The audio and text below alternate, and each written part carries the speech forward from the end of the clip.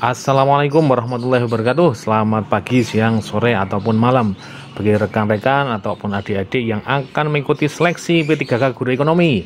Channel Mengerti Ekonomi akan bantuin kalian untuk membahas soalnya dan juga kita bahas materinya secara lengkap ya, dan kita kerjakan dengan cara yang smart. Oke, ini adalah untuk materi tentang elastisitas. Oke ya, saya baca di sini adalah meskipun terjadi kenaikan harga yang signifikan, jumlah barang yang diminta tetap tidak berubah. Dalam hal ini, kurva permintaan akan sejajar dengan sumbu horizontal. Permintaan barang yang demikian dapat dikategorikan sebagai permintaan yang titik-titik. Ini elastis sempurna, ini elastisitas, elastis ataupun elastis uniter. Ini adalah materi tentang elastisitas ya. Jadi di sini kata kuncinya kalau kita bicara elastisitas permintaan atau penawaran itu adalah kita harus mencari berapakah persentase perubahan harga dan berapakah persentase perubahan jumlah barang yang diminta. Nah, di sini kalau di sini tidak menggunakan angka tertentu ya, tapi di sini sudah ada ketentuannya di sini bahwa terjadi kenaikan harga yang signifikan. Jadi P-nya itu naik. Jadi sehingga persentase delta P atau perubahan P-nya adalah naik. Ya, sedangkan jumlah barangnya ya H-nya tetap. Jadi ketika harganya berubah atau naik itu ya, itu harganya tetap. Jadi persentase delta-nya adalah sama dengan 0. Nah, ini kalau elastisitas meskipun tidak ada berapa angka persentasenya, kalau salah satunya itu sudah 0, itu sudah pasti langsung dijawab bisa. Ya, jadi nanti di sini kan rumus elastisitas adalah E sama dengan persentase delta H per persentase delta P kan gitu. Nah, kalau persentase delta H-nya ini adalah 0, ya ini berarti atasnya ini 0 ya. 0 dibagi berapapun hasilnya adalah sama dengan 0 kan ya, sehingga nanti E-nya sama dengan 0. Nama lainnya adalah inelastis sempurna. Nah, untuk inelastis sempurna ini kalau kurvanya adalah seperti ini ya. Jadi ini adalah sumbu P, sumbu H ya, karena E-nya sama dengan 0 itu adalah tegak lurus ya. Nah, tegak lurus dengan sumbu H ya, atau sejajar dengan sumbu P ya, atau sejajar dengan sumbu kalau yang ke atas namanya apa? Vertikal. Nah, kalau di soal ini kok horizontal. Nah, ini jadi pertanyaan ya. Jadi kalau misalnya ini jawabannya ada inelastis sempurna, ini harusnya sumbunya adalah ya kurva permintaannya akan sejajar dengan sumbu vertikal karena ke atas. Ya, sejajar dengan kan sejajar kan seperti ini, dua kan sejajar. Ya, jangan horizontal. Kalau horizontal nanti jadi elastis sempurna. Ya, sehingga kalau ini ya sebenarnya jawabannya ini pembuat soalnya lebih tahu ini ya. Ya, ada inkonsistensi di sini ya. Kalau seandainya misalnya ini elastis sempurna ya, E sama dengan 0. Kalau ini atasnya 0 ya pasti elastis sempurna. Ini harusnya ya kurva permintaannya adalah sejajar dengan sumbu vertikal ya. Oke.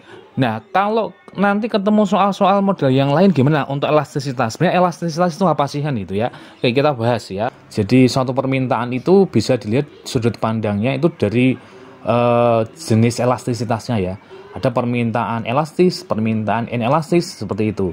Nah, elastisitas sendiri itu kan sebenarnya kalau elastisitas permintaan ya itu adalah sejauh manakah nanti tingkat responsivitas perubahan jumlah barang diminta ya ketika harga barangnya itu berubah. Sebagai gampangnya gini, contoh misalnya iPhone ya. iPhone atau barang mewah ya. Kalau kategorinya kan barang mewah ya. Banyak orang yang pingin kan itu. Jadi ketika iPhone ini misalnya harganya 20 juta, terus turun 10 juta, turunnya separuhnya, turunnya 50%. Kira-kira responnya bagaimana? Pasti respon untuk membelinya itu luar biasa. Ya, bahkan kalau harga turun 50% itu bahkan permintaannya bisa jadi melebihi 50%. Jadi persentase delta H-nya, H atau permintaannya itu bisa melebihi 50%. Ya, ini berarti sifat barang yang responsif karena banyak orang yang pengen kan itu. Nah, itu adalah nanti disebut dengan permintaan yang elastis. Nah, beda sama barang kebutuhan pokok atau beras misalnya. Harga beras misalnya dari 15.000 ya misalnya. Ya, naik menjadi 20.000 misalnya. Nah, apakah kemudian orang tidak beli beras? Ya, kelihatannya enggak, dia tetap beli beras kan. Ya, permintaannya mungkin turun tapi kan kecil ya. Jadi tidak sebesar kenaikan harganya itu kan gitu. Nah, ini bedanya antara barang mewah sama barang kebutuhan pokok. Nah, ini contohnya seperti itu. Jadi ingin melihat tingkat respon konsumen ya terhadap permintaan suatu barang. Nah, akibat harga barang itu berubah. Nah, ini yang pertama tadi saya contohkan sudah ya. Ini namanya adalah permintaan yang sifatnya elastis ya.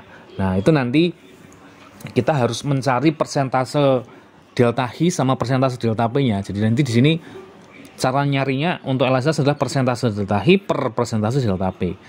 Nah, yang pertama adalah tadi ya permintaan elastis. Ya, E-nya itu lebih besar 1.